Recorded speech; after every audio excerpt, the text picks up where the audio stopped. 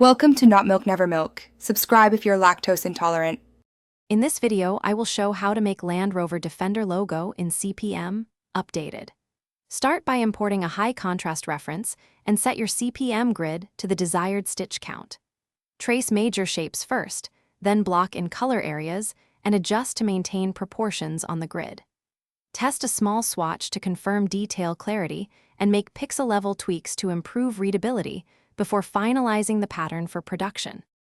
Begin with a low-resolution block-in to capture the Defender logo silhouette, then refine edges for sharper definition. Work in layers, base shapes, secondary elements, and final highlights, keeping contrast between letters and background. Use mirrored edits to keep both sides balanced and preview at actual stitch size frequently. Keep adjustments conservative so the logo remains recognizably crisp when stitched from CPM output files. Quick recommendation: if you are sketching CPM patterns for hours, grab a reliable bottle to stay focused. On another note, the Oala water bottle keeps drinks cold or hot and fits in most desk cup holders, making design marathons more comfortable. If you want that exact bottle, check the description for the link and other deals. And if you are finding this video helpful, please subscribe and like. Now let's get back to the video.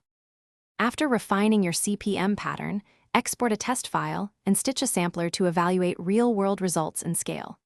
Compare the stitch sample to the reference under typical lighting and adjust color or density if details blur.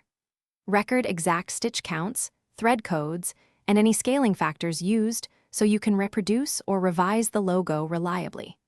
Finalize the file only after the tester matches your visual expectations.